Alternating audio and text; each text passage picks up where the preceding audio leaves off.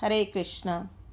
मनुष्य जीवन पर्यंत भगवान की कृपा प्राप्त करने के लिए प्रयास करता है, मगर हमारे आचार्यों में से एक ऐसे आचार्य हुए जिनको माता के गर्भ में आने से पहले ही ईश्वर की कृपा प्राप्त हो गई। परीक्षित महाराज को आप सब जानते हैं, उनको उनकी माता उत्तरा के गर्भ में भगवत कृपा प्राप्त हुई थी। तो आज हम एक ऐसे ही महान आचार्य की जीवनी सुनते हैं जिन्होंने कृष्ण भक्ति की बाढ़ को इतना फैलाया, जो इसके संपर्क में आता वह उस बाढ़ में बह जाता।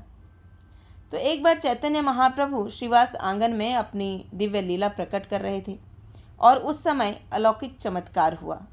भगवान श्री कृष्ण का करुणावतार चैतन्य महाप्रभु, जो कि आज से 550 वर्ष पूर्व पतित जीवों को पावन करने के लिए इस धराधाम में प्रकट हुए थे, वो जब श्रीनिवास आंगन में आए और श्रीवास के घर में जितने सदस्य थे सबको बुलाकर अपनी विशेष कृपा प्रदान की और स्वयं को पूर्ण पुरुषोत्तम भगवान के रूप में प्रकट किया।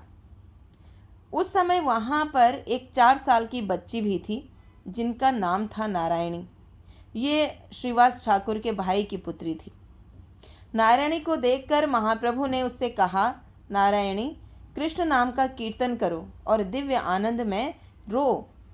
तो इतना सुनते ही नारायणी हे कृष्ण करने लगी और उसकी आंखों से अश्रुधारा बहने लगी।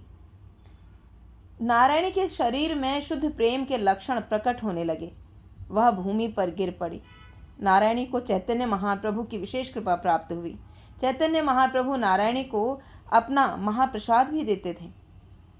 समयानुसार नारायणी की जो नारायणी थी वो बड़ी हुई और उनकी शादी हो गई, लेकिन चैतन्य महाप्रभु द्वारा दिया कृष्ण प्रेम सदा उसके हृदय में प्रवाहित होता रहा।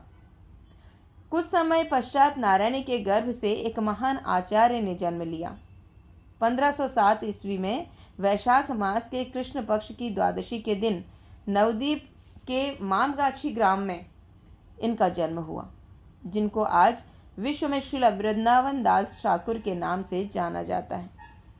श्रील वृंदावन दास ठाकुर जब अपनी माता के गर्भ में थे तो उनके पिता की मृत्यु हो गई थी। 10 वर्ष की अवस्था तक मामगाछी ग्राम में रहे। श्रीवास ठाकुर की पत्नी मालिनी देवी के घर में उनका पालन पोषण हुआ। बचपन से ही उनमें कृष्ण प्रेम भरा था। उनके कृष्ण प्रेम के लक्षण उनमें दिखाई देते थे। इसका अभ्यास भी उन्होंने श्रीवास ठाकुर के घर पे ही पूर्ण किया। 16 वर्ष की अवस्था में उन्होंने नित्यानंद प्रभु से दीक्षा ग्रहण की। नित्यानंद प्रभु की इच्छा थी कि वृंदावन दास ठाकुर कृष्ण भक्ति के प्रचार में उनका सहयोग करें। नित्यानंद प्रभु की कृपा से ही श्री वृंदावन दास ठाकुर जी ने श्री चैतन्य मंगल की रचना की। इस ग्रंथ में श्री वृंदावन दास ठाकुर ने चैतन्य महाप्रभु की लीलाओं का वर्णन किया है। यह एक ऐसा ग्रंथ है जिसमें डूबने वाला व्यक्ति भवसागर को पार कर सकता है।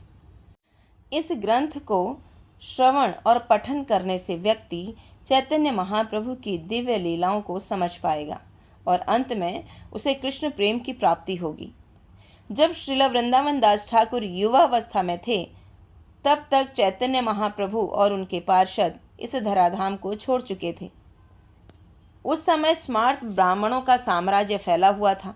स्मार्त ब्राह्मण वे होते हैं जिनको कर्म कांड और भौतिकता में ही रुचि होती है। उनके लिए भक्ति का कोई महत्व नहीं होता। तो ऐसे ब्राह्मणों ने वैष्णव संप्रदाय और नित्यानंद प्रभु के बारे में अफवाहें फैलाई थीं। ऐसी स्थिति में भी श्री वृंदावन दास ठाकुर शुद्ध कृष्ण भक्ति का प्रचार करते रहे और उन्होंने विश्व को चैतन्य महाप्रभु की शिक्षाओं और भक्ति को अपने ग्रंथ द्वारा अवगत कराया। जिस प्रकार श्री व्यासदेव जी ने श्रीमद् भागवतम में भगवान श्री कृष्ण की लीलाओं का वर्णन किया है, उसी प्रकार श्री वृंदावन दास ठाकुर ने चैतन्य मंगल, चैतन्य भागवत, अपने अन्य ग्रंथों में चैतन्य महाप्रभु की अद्भुत लीलाओं का वर्णन किया है। तो श्री वृंदावन दास ठाकुर नित्यानंद प्रभु के बहुत ही प्रिय शिष्यों में से हैं। हरे कृष्णा।